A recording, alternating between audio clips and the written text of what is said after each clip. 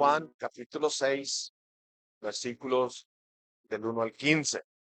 Sin duda que hemos disfrutado, ¿cierto? Hasta aquí hemos disfrutado del Evangelio de Juan. La palabra de Dios revelándonos a Cristo en este Evangelio glorioso.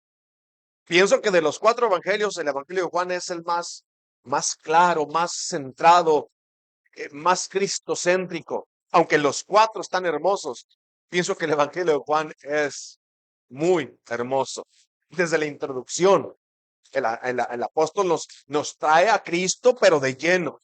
Nos da una visión celestial. En el principio, el Logos. En el principio el Logos estaba con Dios. En el principio el Logos era Dios. En el principio el Verbo estaba con Dios. En el principio el Verbo era con Dios y en el principio el Verbo era Dios. Este era en el principio con Dios. Y luego añade, todas las cosas por Él fueron hechas y sin Él nada de lo que ha sido hecho fue hecho. Y el Evangelio nos lleva, o el evangelista, o Juan, el apóstol nos lleva del Evangelio a su primera carta. Y la primera carta comienza otra vez con la misma nota. Lo que era desde el principio, dice primera Juan, lo que hemos oído, lo que hemos visto con nuestros ojos, lo que hemos contemplado y palparon nuestras manos tocante a Logos, al Verbo, la palabra de Dios. Porque la vida fue manifestada y la hemos visto y damos testimonio o testificamos y les anunciamos la vida eterna, la cual estaba con el Padre y se nos manifestó. Lo que hemos visto y oído, eso anunciamos, para que también ustedes tengan comunión con nosotros. Y nuestra comunión, dice el apóstol, verdaderamente es con el Padre y con su Hijo Jesucristo. Y luego, para terminar, nos lleva hasta Apocalipsis, el mismo autor. Evangelio de Juan, primera, segunda y tercera de Juan, y luego nos lleva al Apocalipsis. Apocalipsis 1, del 4 al 7, dice el apóstol, gracia y paz a ustedes del que es, del que era y que ha de venir, y de los 7 espíritus que están delante de su trono, y de Jesucristo, y escucha bien, el testigo fiel, el primogénito de los muertos, el soberano de los reyes de la tierra, al que nos amó y nos lavó de nuestros pecados con su sangre y nos hizo reyes y sacerdotes para Dios, su Padre. A Él sea la gloria e imperio por los siglos de los siglos. Amén. He aquí viene con las nubes y todo ojo le verá y los que los traspasaron y todos los linajes de la tierra harán lamentación por Él. Sí, amén.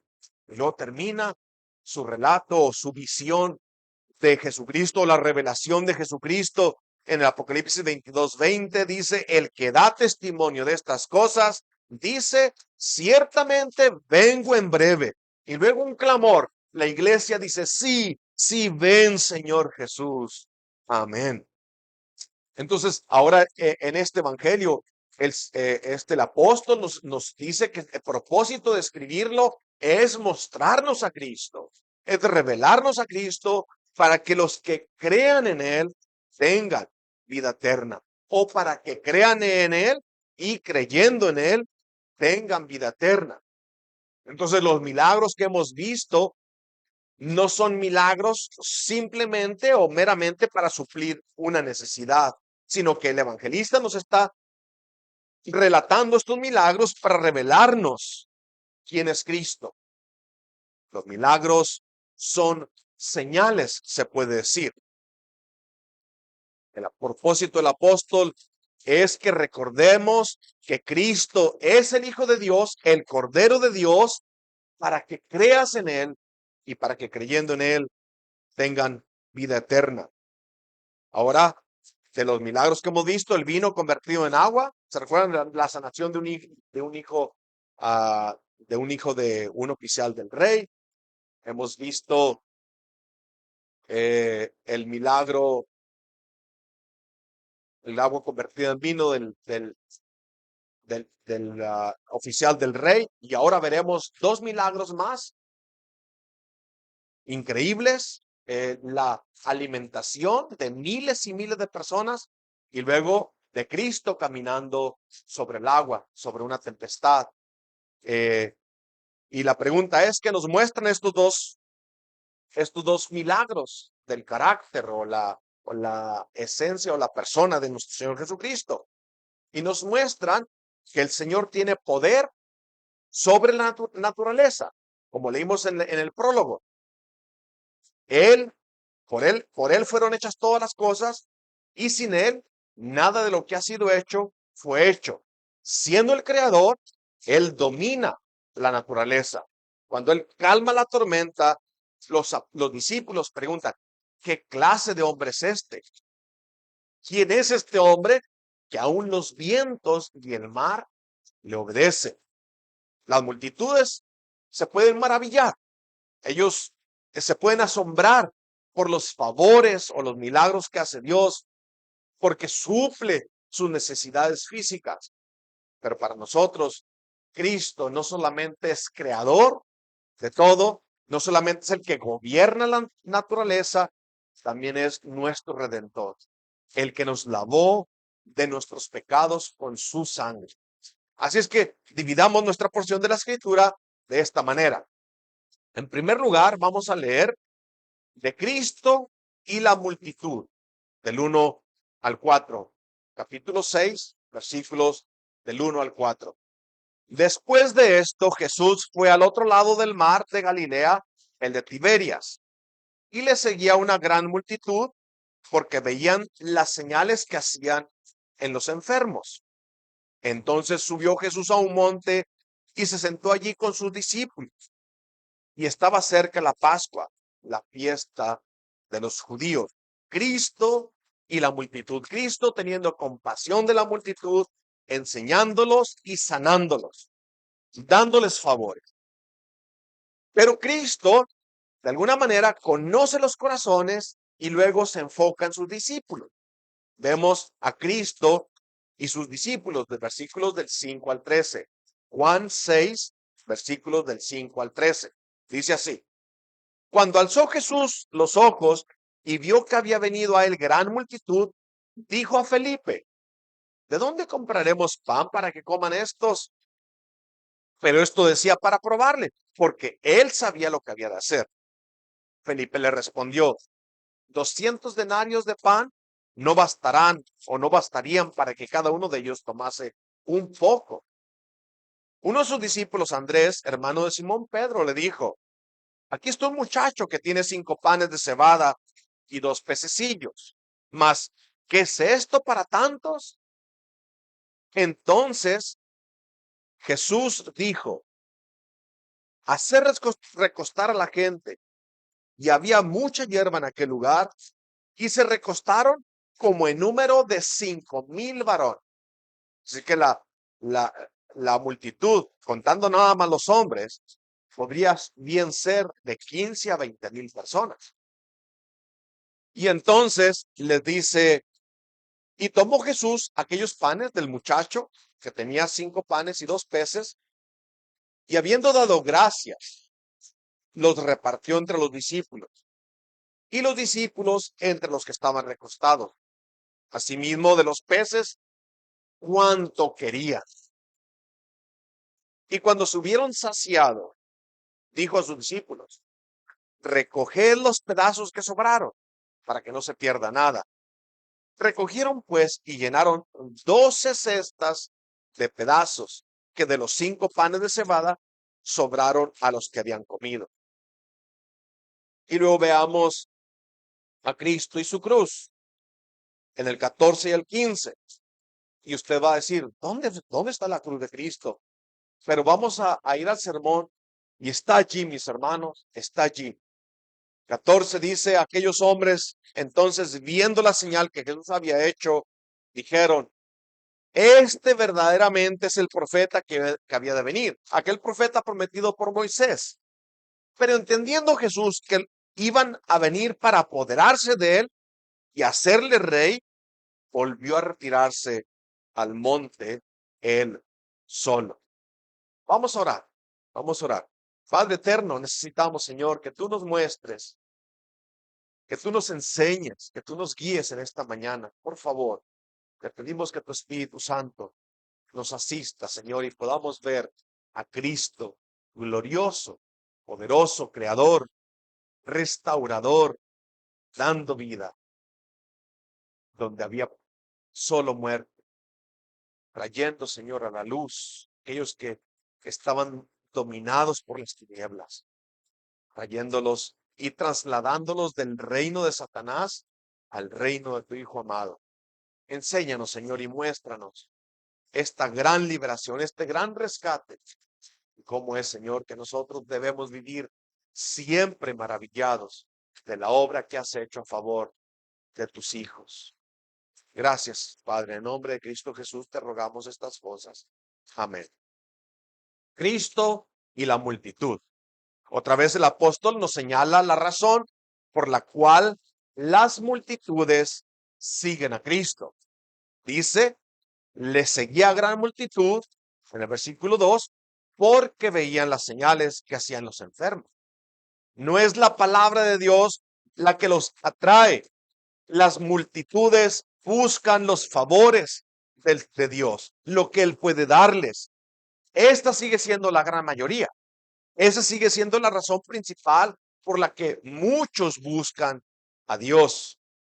Y así seguirá siendo hasta el final del tiempo. Esto será la marca de la gran mayoría de aquellos que pretenden buscar a Dios. Así que es un buen tiempo para preguntarnos y escudriñar y buscar en nuestros corazones si es que nosotros pertenecemos a este grupo. Y luego, si es que estamos buscando solamente algún favor temporal, físico del Señor, podamos arrepentirnos y luego pedir que nos muestre a su Hijo, pero que queremos a Él, queremos a Cristo sobre todas las cosas. Aunque estemos en abundancia o en escasez, Cristo sigue siendo Señor, Salvador, perdonador, bondadoso en la enfermedad o en la salud. Que no seamos contados entre aquella multitud que solo buscan a Cristo por la maravilla de que hace milagros. Así que si decimos que conocemos a Jesús, tenemos que estar muy conscientes o muy pegados o muy familiarizados con lo que la Escritura nos revela de Él. Y el apóstol entonces nos va a mostrar a Cristo como el verdadero pan y a Cristo como el verdadero sacrificio. Porque dice en el versículo 4, estaba la Pascua, la fiesta, estaba cerca la Pascua, la fiesta de los judíos. Ese es el trasfondo de este milagro. La Pascua. La Pascua la leímos por primera vez en el capítulo 2, cuando convirtió el agua en vino. También menciona Juan que estaba cerquita la Pascua. Esta es la segunda mención que hace Juan de la Pascua. Y luego ya está en Juan 11, ya cuando va a entregar su vida a nuestro Señor, nos habla de la tercera Pascua. Por eso deducimos que son 3 años y medio quizás del ministerio de nuestro Señor Jesús. En la primera celebración, cuando Cristo convierte el agua en vino, antes Él había declarado, de aquí en adelante, verán el cielo abierto y a los ángeles de Dios que suben y descienden sobre el Hijo del Hombre. Y luego va y echa a los mercaderes del templo y les dice, quiten de aquí esto y no hagan de la casa de mi Padre una casa de mercado. Los discípulos le preguntan, ¿qué señal nos estás dando con esto? ¿Qué haces? ¿Qué es lo que nos quieres enseñar con esto que estás haciendo? Y el Señor le respondió, destruyan este templo y en 3 días lo levantaré. Así anunciaba su muerte y su resurrección. En ese momento sus discípulos no entendieron, pero cuando resucitó, ellos recordaron estas palabras y entendieron que hablaba de sí mismo. Destruyan este templo y en 3 días lo levantaré. Está hablando de sí mismo. Por tanto, dice Juan 2:22, cuando resucitó de entre los muertos, sus discípulos se acordaron que había dicho esto y creyeron la escritura y la palabra que Jesús había dicho. En la primera Pascua, nuestro evangelio o el evangelio de Juan nos muestra a Cristo como el verdadero templo. En la segunda Pascua, aquí nos muestra a Cristo como el verdadero pan. Juan 6, 33, 35, Cristo dice, el pan de Dios es aquel que descendió del cielo y da vida al mundo. Y le dijeron, Señor, danos siempre de este pan. Jesús les dijo, yo soy el pan de vida. El que a mí viene nunca tendrá hambre y el que en mí cree no tendrá sed jamás. Y en la tercera Pascua, ya al final del ministerio de nuestro Señor Jesucristo, se identifica como el verdadero sacrificio. Pero las multitudes no pudieron ver más allá de su necesidad temporal. Lo siguen, dice el apóstol, porque vieron las señales que hacía en los enfermos, porque sanaba enfermos. Por eso lo seguían. Nunca entendieron quién es Jesús realmente, cuál era su obra y cuál era su misión.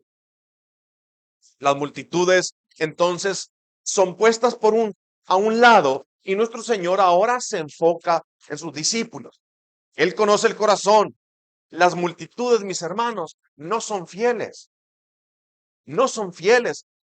No es, ¿cómo diría yo?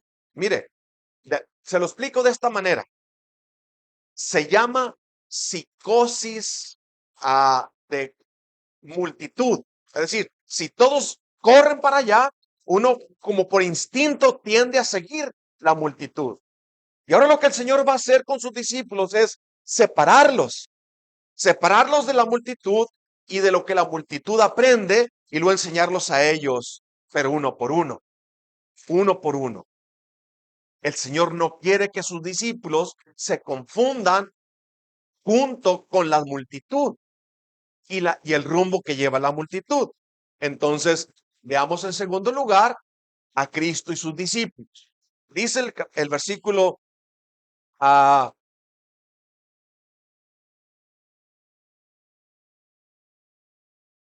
5.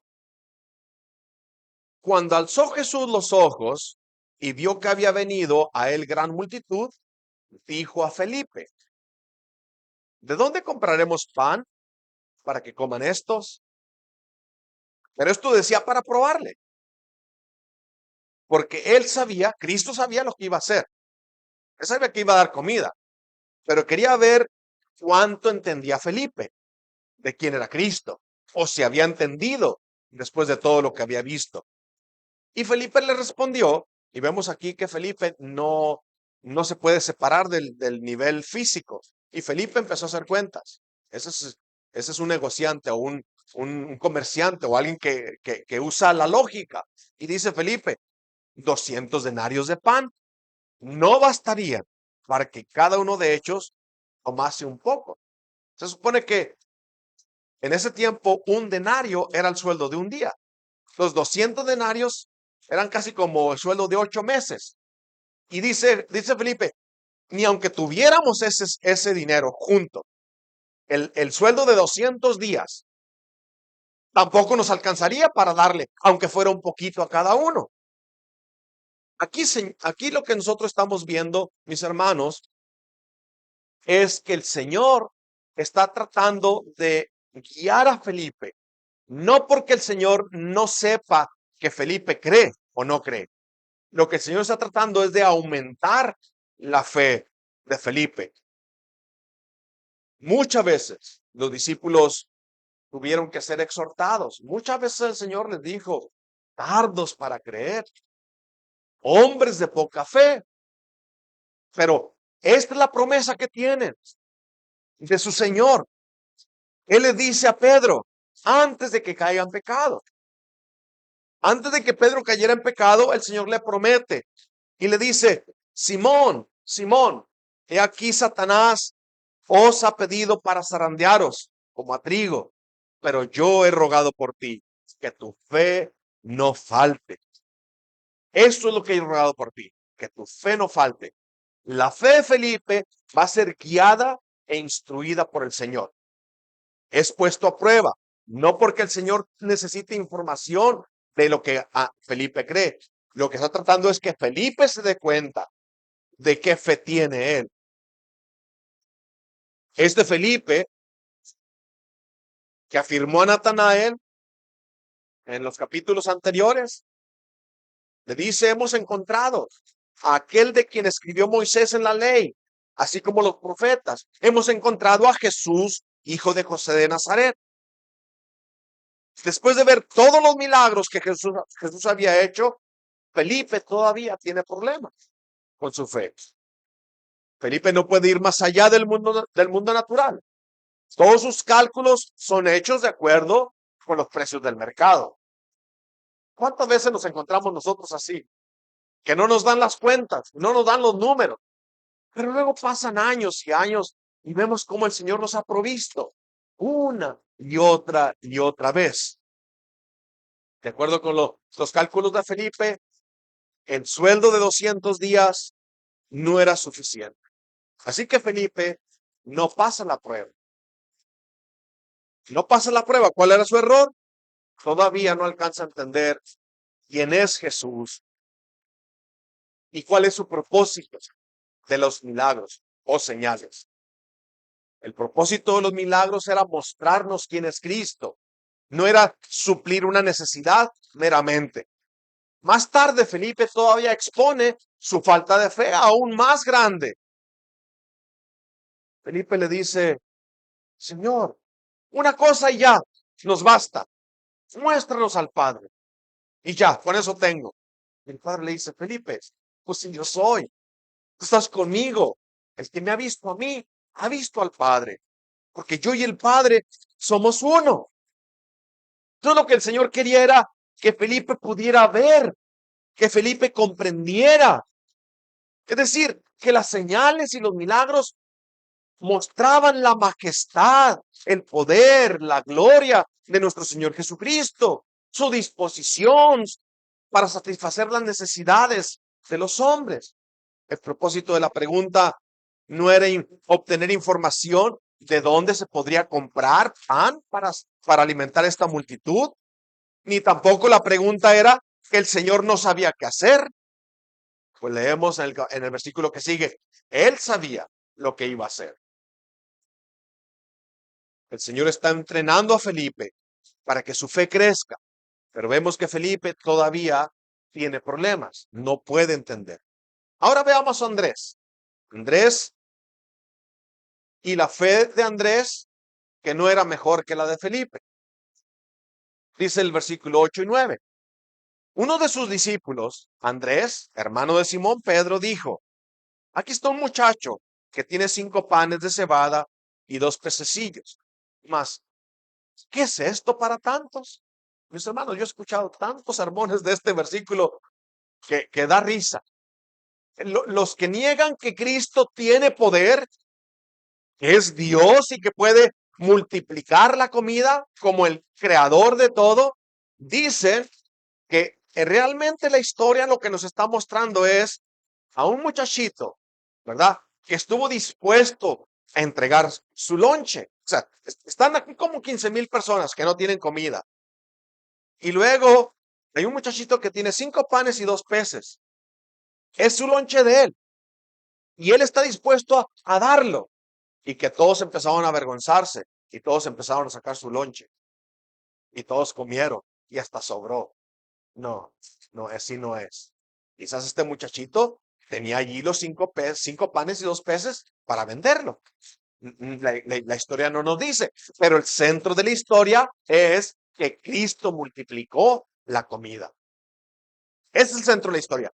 Si predicamos o nos vamos por otro lado, vamos a cerrar. No es el muchachito con 5 peces y 2 panes el centro de la historia. El centro de la historia es Cristo multiplicando esta comida. La pregunta de Andrés, entonces nos revela que la fe de él tampoco es suficiente. ¿Qué es esto para tantos? 5 panes y 2 peces. Bueno, de acuerdo al relato, Mateo nos dice que saliendo Jesús vio una gran multitud y tuvo compasión de ellos y sanó a los que de ellos estaban enfermos.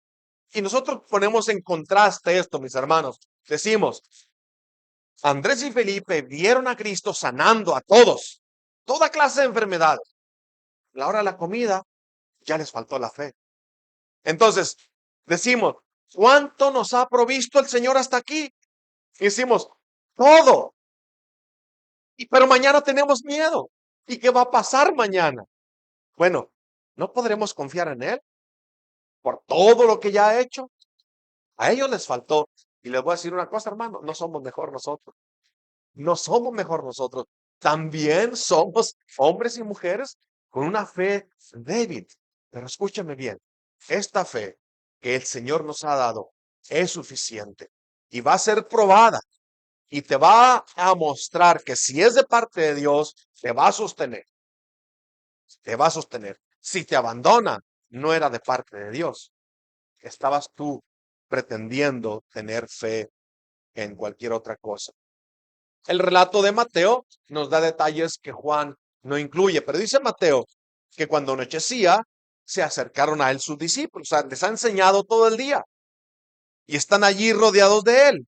Y se anochecía y se acercan a él sus discípulos y le dijeron, Señor, el lugar es desierto y la hora ya es pasada. Mándalos a que coman en otro lado, nosotros no podemos darles comida. Despide la multitud para que vayan por las aldeas y compren de comer. Jesús les dijo, ¿no tienen necesidad de irse? Denle ustedes de comer. Entonces, ¿que nosotros les vamos a dar de comer? ¿De dónde? Entonces, cuando están pensando en esto, vemos que ninguno de los discípulos, para el caso, ni la de Felipe, ni la de Andrés, ni la de Pedro, ninguno de los discípulos tuvo fe suficiente para decir, tú eres capaz, Señor. Tú tienes poder. Hemos visto cómo has convertido el agua en vino. Hemos visto cómo has sanado enfermos. Tú eres suficiente, Señor. Tú eres el Hijo de Dios. Tú eres majestuoso y poderoso. Pero Andrés pensó, 5 panes. ¿Qué son 5 panes? Y 2 peces. Solo 2 peces para 15,000 personas. No se puede. No se puede. La multitud tiene mucha hambre.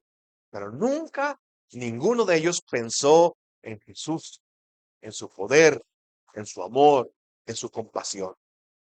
Lo que Andrés expresó en palabras, ¿qué es esto para tantos? Era el pensamiento de todos los demás. Ahora vemos al Señor entrar en acción. Los versículos del 10 al 13. Dice, entonces Jesús dijo, haced recostar la gente. Y había mucha hierba en aquel lugar. Y se recostaron como en número de 5,000 varones. Y tomó Jesús aquellos panes, y habiendo dado gracias, los repartió entre los discípulos, y los discípulos entre los que estaban recostados. Asimismo de los peces, cuánto querían. Y cuando se hubieron saciado, dijo a sus discípulos, recojan los pedazos que sobraron, para que no se pierda nada. Recogieron pues y llenaron 12 cestas de pedazos que de los 5 panes de cebada sobraron a los que habían comido. Marcos 6 del 39 al 40 añade más detalles a esto y dice, les mandó que hiciesen recostar a todos por grupos sobre la hierba verde. Y se recostaron por grupos, de 100 en 100 y de 50 en 50. O sea, un orden perfecto. Pero la historia nos dice que comieron todos hasta saciarse. Es decir, que quizás algunos comieron hasta de más. Se llenaron completamente.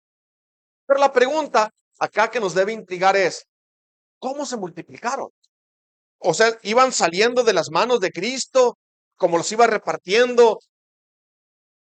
¿Cómo es que los panes y los peces se multiplicaban? Quizás en la misma cesta del muchacho iban sacando y cuando más sacaban, estaban ahí todavía llena. No nos dice cómo, pero que sí nos dice que el milagro ocurrió. Y esta señal nos muestra el poder de Cristo como Dios creando, dando. La harina de este pan nunca fue trigo. Ese trigo nunca fue cultivado, nunca se cosechó, fue pan. Y los peces nunca nacieron de otro pez. No nadaron en el río, no fueron sacados del agua, nunca fueron llevados al mercado. Se multiplicaron, salieron más y más.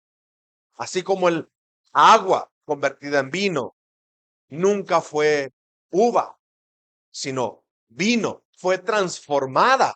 El agua fue transformada en vino. Y esto nos da entonces o nos muestra el poder transformador de Cristo. Y esto es lo que los discípulos tenían que aprender. Esto es lo que los discípulos tenían que guardar en sus corazones porque más tarde tenían que predicar el evangelio y tenían que confiar y creer en el poder transformador de Dios por medio de la predicación de su palabra. Su palabra es poderosa, transforma, convierte el alma,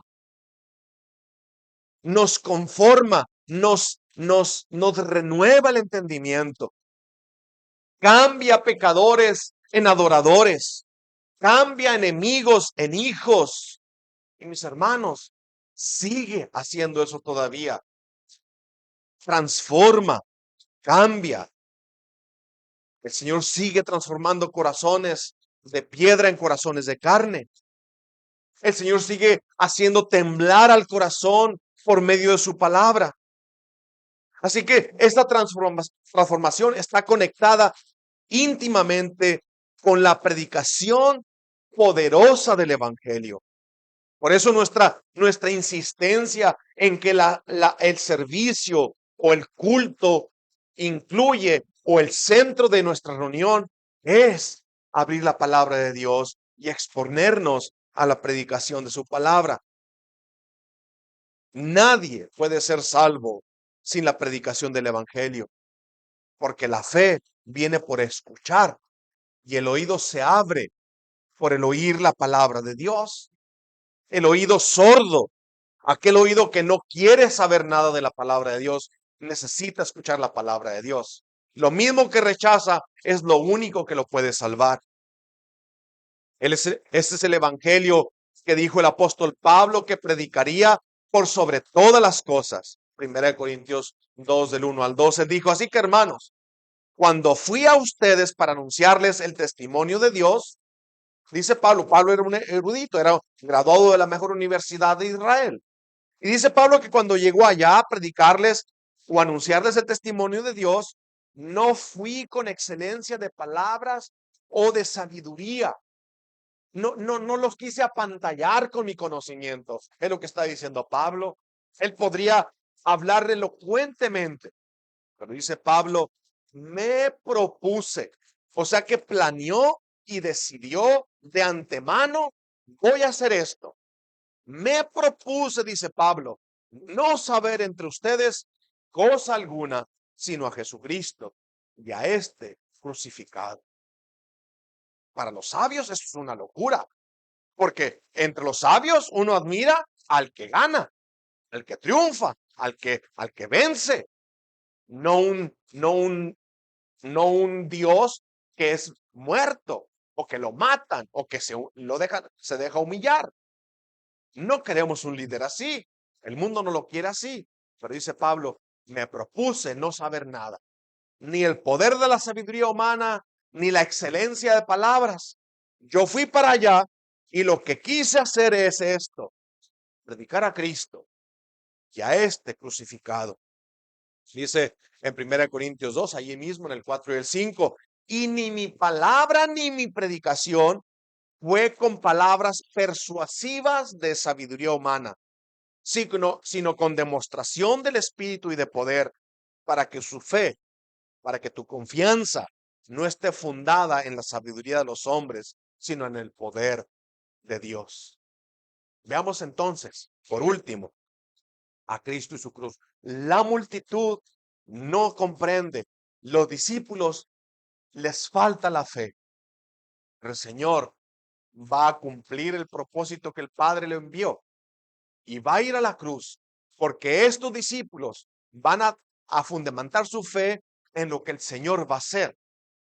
Pero escucha aquí, Cristo y la multitud, las multitudes no quieren a Cristo, sino sus favores. Cristo y sus discípulos no les alcanza la fe para entender la misión a la que Cristo viene.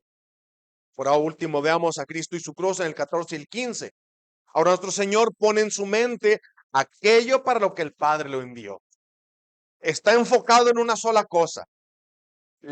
Su pasión es llegar al momento en que paga, en que carga sobre sí el pecado de su pueblo, el pecado de aquellos que creen en él. Nuestro Señor ha afirmado una y otra vez que su comida, su deseo, su misión era hacer la voluntad del Padre. Así es que yo voy a leer los capítulos, el versículo 14 y 15, pero de la Biblia de las Américas. Y tiene la misma idea, pero me gusta una palabra que usa la Biblia de las Américas. Dice así, el 14 y 15 dice, aquellos hombres entonces, viendo la señal que Jesús había hecho, es decir, le dio comida a 20,000 personas con 5 panes y 2 peces. Entonces ellos dijeron, este verdaderamente es el profeta que había de venir al mundo. No erraron en eso. La, la, la, la idea es de que todo Israel estaba esperando al Mesías. Y ellos dicen, este es. Pero, fíjese bien el 15, pero entendiendo Jesús que iban a venir para apoderarse de él y hacerle rey, volvió a retirarse al monte. La Biblia de las Américas dice, por lo que Jesús, dándose cuenta de que iban a venir y por la fuerza hacerle rey, se retiró él solo otra vez al monte. No fue la primera ni la última ocasión en que el enemigo susurra a los oídos de nuestro Señor un reino sin cruz. Primero fue Satanás allá en el desierto. Lo llevó, dice el diablo, a un monte alto y le mostró en un momento todos los reinos de la tierra.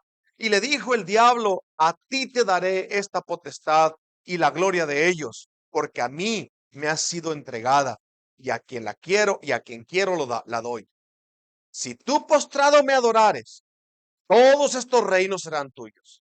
Respondió Jesús y le dijo, vete de mí, Satanás, porque escrito está, al Señor tu Dios adorarás y a él solo servirás. Un reino sin cruz. El Señor lo rechaza y se retira solo. Dice, fue Satanás otra vez, pero esta vez escondiéndose atrás de Pedro.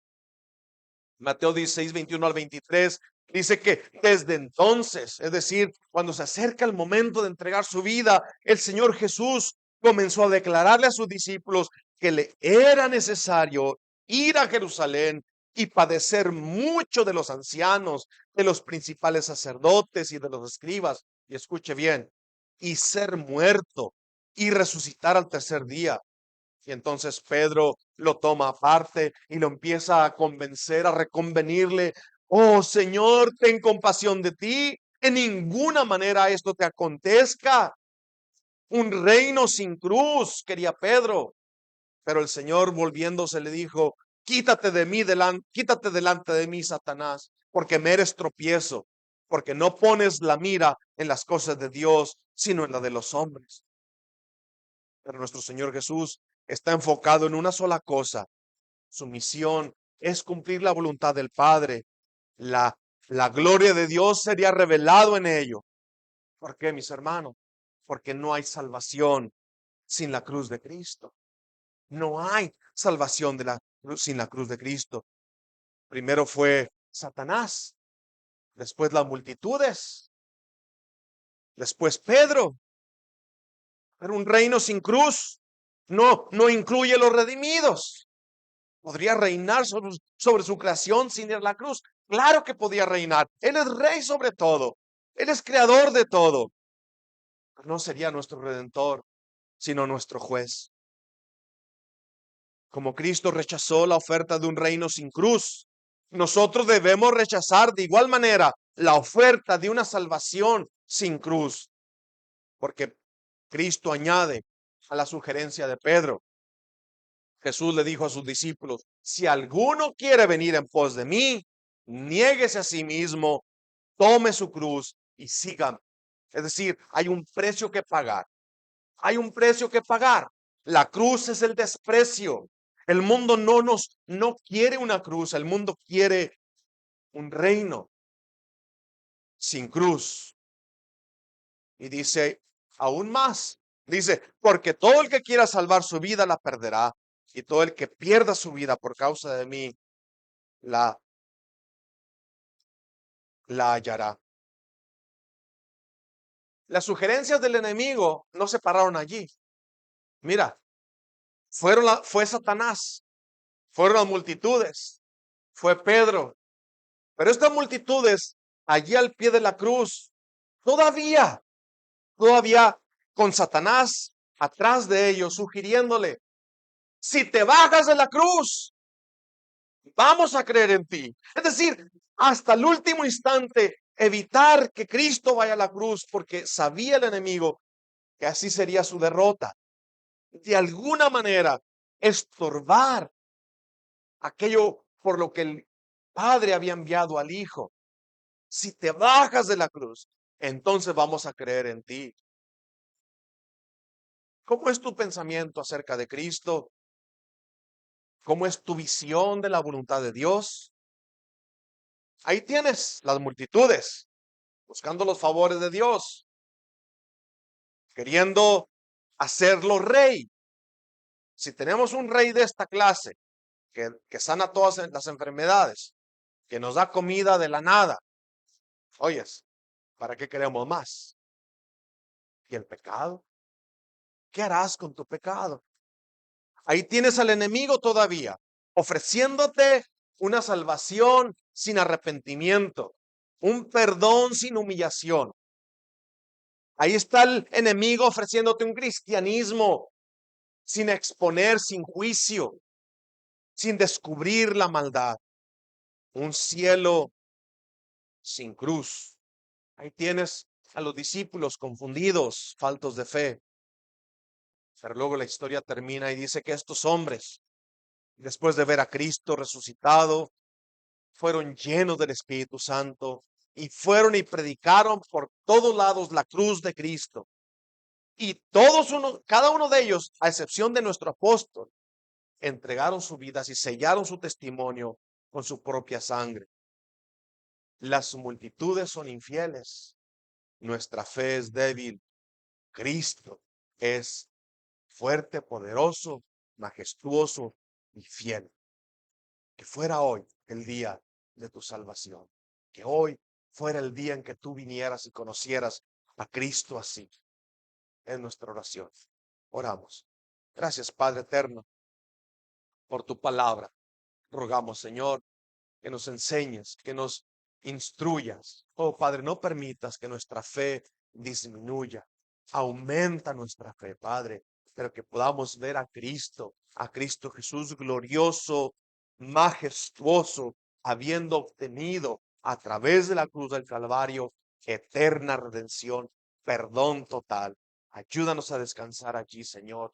Ayúdanos a venir a ti humillados, conscientes de tu majestad, conscientes de nuestra indignidad, conscientes de tu oferta de vida eterna. Gracias, Padre, por tu palabra. Gracias por tu evangelio.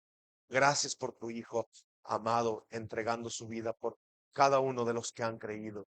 Te pedimos, Señor, que en esta hora tu Espíritu Santo también lleve esta palabra de la mente al corazón y nuestras vidas sean transformadas y podamos vivir para ti. En este siglo malvado podamos vivir quieta y piadosamente. Gracias, Señor, por todo lo que nos has dado, lo que has hecho, lo que estás haciendo y todo lo que harás a favor de tu pueblo. Gracias en el nombre de tu Hijo amado, Cristo Jesús. Amén.